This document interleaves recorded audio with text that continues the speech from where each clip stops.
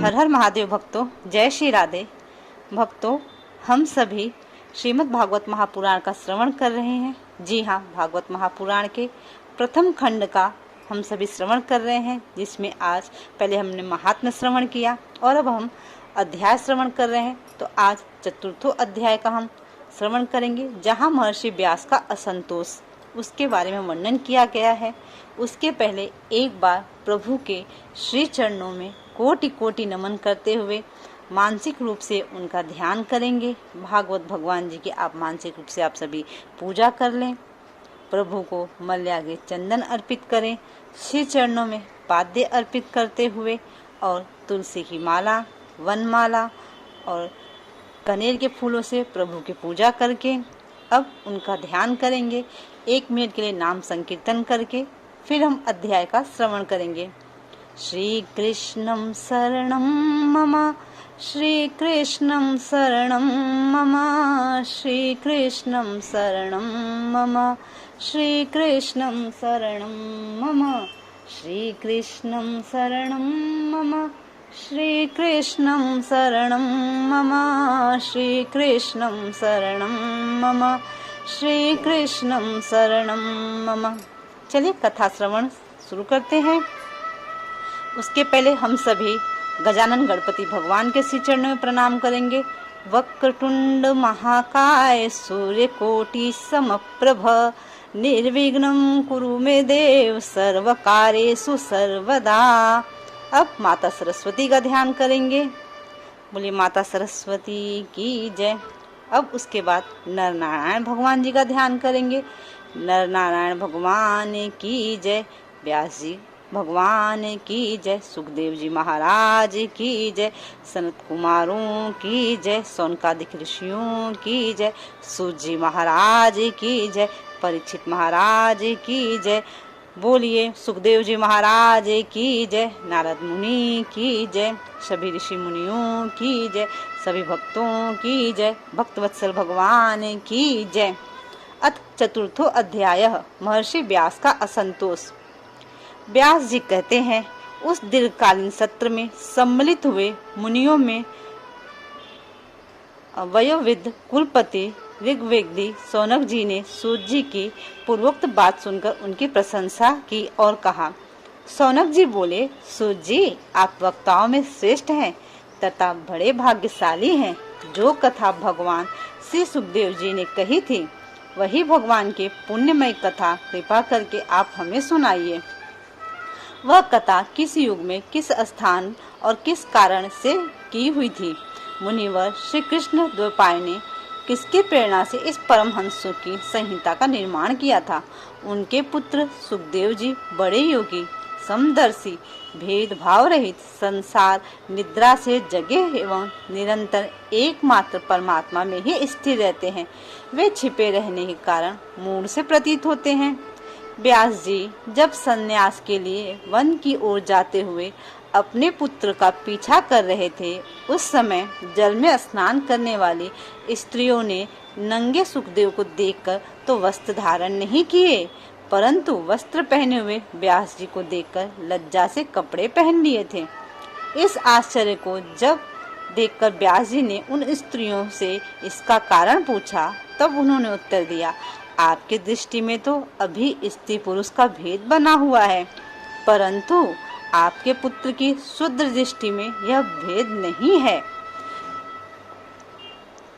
कुरांजगल देश में पहुंचकर हस्तिनापुर में वे पागल, गूंगे तथा जड़ के समान विचरते होंगे।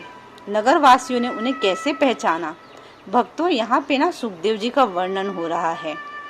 पांडव वन नंदन राजश्री परीक्षित का इस मौनी सुखदेव जी के साथ संवाद कैसे हुआ, जिसमें यह भागवत संहिता कही गई है। महाभाग श्री सुखदेव जी तो गृहस्थों के घर को तीर्थ स्वरूप बना देने के लिए उतनी ही देर वहां पर दरवाजे पर ठहरते हैं जितनी देर में एक गाय दूही जाती है। सूत जी, हमने सुना है कि अभिमन्यु नंदन परीक्षित भगवान के बड़े प्रेमी भक्त थे। उनके अत्यंत आश्चर्यमय जन्म और कर्मों का भी वर्णन कीजिए। वे तो पांडव वंश से गौरव बढ़ाने वाले सम्राट थे। वे भला किस कारण से साम्राज्य लक्ष्मी का परित्याग करके गंगा तट पर मृत्यु पर्यंत अनशन का व्रत लेकर बैठे थे। शत्रुगण अपने भले के लिए बहुत सा धन लाकर उनके चरण रखने की चौकी को नमस्कार करते थे। वे एक वीर युवक थे। उन्होंने उस दुस्सज्य लक्ष्मी को अपने प्राणों के साथ भला क्यों त्याग देने की इच्छा की। जिन लोगों का जीवन भगवान के आश्रित है, वे तो संसार के परम कल्याण, अभ्युदय और समृद्धि के लिए ही जीवन धारण करते हैं। उसमें उनका अपना कोई स्वार्थ नहीं होता। उनका शरीर तो दूसरों के हित के लिए था। उन्होंने विरक्त होकर उसका परित्याग क्यों किया। भक्तों, यहाँ पे एक ज्ञान की आप सभी को बात समझनी चाहिए कि हमें ये काया, हमें ये शरीर इसलिए नहीं मिला कि हम रात दिन खाएं, इंस्टा यूज करें, एफबी यूज करें, दूसरों की बातें करें, सिर्फ गॉसिपिंग करते रहें। इसके लिए हमें ये भगवान ने ये काया नहीं दी है। ऐसा करने से हमें क्या होगा, अगला जन्म मिलेगा जिसमें पता नहीं हम कीड़े बने, पतंगे बने, क्या बने, एनिमल बने या जो भी बने, मानव शरीर मिलना तो डिफिकल्ट हो जाता है। तो क्या करना चाहिए, देखिए जीवन तो हमें जीना ही है, पर साथ साथ में प्रभु को याद करिए, प्रभु के भजन कीर्तन करिए, प्रभु का नाम स्मरण करिए। ये करने से ना हमारे पाप जो होते हैं, वो क्षण क्षण जो हम पाप करते हैं वो कट होते जाते हैं। तो मेरी आप सबसे विनती है, प्रभु में भक्ति लगाइए, भक्ति अपने मन में प्रभु के प्रति जागृत करिए। और ये कब होगी, जब आप प्रभु जी का नाम संकीर्तन करेंगे। नाम संकीर्तन करने से ना भगवान अपने हृदय में आ जाते हैं, और बस भगवान की कृपा हुई तो क्या बात है। चलिए आगे कंटिन्यू करते हैं। वेद वाणी को छोड़कर अन्य समस्त शास्त्रों के आप पारदर्शी विद्वान हैं सूत जी, इसलिए इस समय जो कुछ हमसे आपने पूछा है वह सब कृपा करके हमें कहिए। सूत जी ने कहा, इस वर्तमान चतुर्युगी के तीसरे युग द्वापर में महर्षि पराशर के द्वारा वसुकन्या सत्यवती के गर्भ से भगवान के काल अवतार योगी राज व्यास जी का जन्म हुआ था। जी हाँ, व्यास जी के माता पिता नाम आप सभी को पता है। सत्यवती उनकी माता थी और महर्षि पराशर जिन्होंने ज्योतिष शास्त्र का निर्माण किया है, उनके पिता थे। एक दिन वे सूर्योदय के समय सरस्वती के पवित्र जल में स्नान आदि करके एकांत पवित्र स्थान पर बैठे हुए थे। महर्षि भूत और भविष्य को जानते थे, उनकी दृष्टि अचूक थी।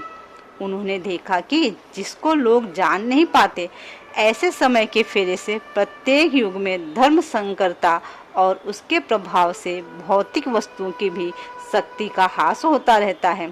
संसार के लोग तो श्रद्धाहीन और शक्ति रहित हो जाते हैं।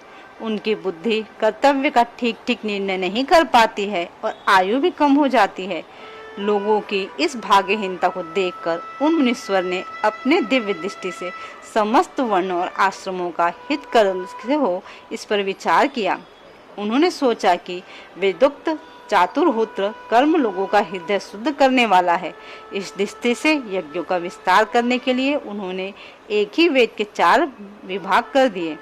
व्यास जी के द्वारा ऋग, यजु, साम और अथर्व, इन चारों वेदों का उद्धार हुआ। जी हाँ, ये जो हमारे 4 वेद हैं, ऋग, यजु, साम और अथर्व, तो ये किसने लिखे हुए हैं, हमारे व्यास जी ने। इतिहास और पुराणों को 5वां वेद कहा जाता है। उसमें से ऋग्वेद के पैल, जी हाँ, ऋग्वेद के पैल जो नाम है, ये सामगान के विद्वान जैमिनी एवं यजुर्वेद के एकमात्र शास्त्रक वैशम्पायन हुए हैं। ये सब उनके विद्वान हैं। अथर्ववेद में प्रवीण हुए दरुनंदन सुमंत मुनि। इतिहास और पुराणों के शास्त्रक मेरे पिता रोमहर्षण थे। इन पूर्वोक्त ऋषियों ने अपनी अपनी शाखाओं को और भी अनेक भागों में विभक्त कर दिया। जी हाँ, व्यास जी ने लिखा, व्यास जी के द्वारा इनको ग्रहण हुआ और इन्होंने फिर इसे और भी विभक्त करके और भी आगे प्रसार किया। इस प्रकार शिष्य, प्रशिष्य और उनके शिष्यों द्वारा वेदों की बहुत सी शाखाएं बन गई। कम समझ वाले पुरुषों पर कृपा करके भगवान व्यास देव ने इसलिए ऐसा विभाग कर दिया कि जिन लोगों की स्मरण शक्ति नहीं है या कम है, वे भी वेदों को धारण कर सके।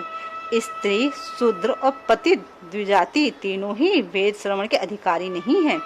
इसलिए वे कल्याणकारी शास्त्रोक्त कर्मों के आचरण में भूल कर बैठते हैं। अब इसके द्वारा उनका भी कल्याण हो जाए, यह सोचकर महान मुनि व्यास जी ने बड़ी कृपा करके महाभारत इतिहास की रचना की। सौनकादिक ऋषियों, यद्यपि व्यास जी इस प्रकार अपनी पूरी शक्ति से सदा सर्वदा प्राणियों के कल्याण में ही लगे रहते थे, तथापि उनके हृदय को संतोष नहीं हुआ। इतने सब लिखने के बाद में, चारों वेद लिखने के बाद भी ना व्यास जी को संतोष नहीं था। उनको बहुत बेचैनी हो रही थी, उनका मन लग नहीं रहा था। सरस्वती नदी के तट, पवित्र तट पर एकांत में बैठकर धर्मवेत्ता व्यास जी मन ही मन विचार करते हुए इस प्रकार कहने लगे। मैंने निष्कपट भाव से ब्रह्मचर्य आदि व्रतों का पालन करते हुए वेद, गुरुजन और अग्नियों का सम्मान किया है और उनकी आज्ञा का पालन किया है। महाभारत की रचना के बहाने मैंने वेदों के अर्थ को खोल दिया है, जिससे स्त्री, शूद्र आदि भी अपने अपने धर्म कर्म का ज्ञान प्राप्त कर लेते हैं। यद्यपि मैं ब्रह्म तेजा से संपन्न एवं समर्थ हूँ, तथापि मेरा हृदय कुछ अपूर्ण काम सा जान पड़ता है। अवश्य अब तक मैंने भगवान को प्राप्त कराने वाले धर्मों का प्राय निरूपण नहीं किया है। वे ही धर्म परमहंसों को प्रिय हैं और वे ही भगवान को भी प्रिय हैं। हो न हो, मेरी अपूर्णता का यही कारण है। श्री कृष्ण द्वैपायन व्यास इस प्रकार अपने को अपूर्ण सम्मान कर जब खिन्न हो रहे थे, उसी समय पूर्वोक्त आश्रम पर देवर्षि नारद जी आ पहुँचे। उन्हें आया देख व्यास जी तुरंत खड़े हो गए। उन्होंने देवताओं के द्वारा सम्मानित देवर्षि नारद की विधि पूर्वक पूजा की। नारद जी आए, उन्होंने ज्ञान दिया और तब उन्होंने हमारे भागवत महापुराण की रचना की है। कल हम अथ पंचमो अध्याय का श्रवण करेंगे। फ्रेंड्स, अगर आपको कोई भी डाउट है तो आप प्लीज़, कुछ भी शंका आती है, कोई भी प्रश्न आते हैं तो आप निसंकोच होकर के यहाँ पर कमेंट बॉक्स में मुझे करें, या फिर आप चाहें तो मुझे मेरी इंस्टा आईडी पर भी जुड़ सकते हैं, वहाँ करें। परंतु आप मुझसे मेरी प्रार्थना, अगर भक्त हैं, डिवोटी हैं, तो प्लीज़ ज़रूर सुने और साथ में डिवोटीज़ के साथ में शेयर भी करें। चलिए नेक्स्ट वीडियो में फिर मिलेंगे, तब तक के लिए हर हर महादेव, जय श्री राधे।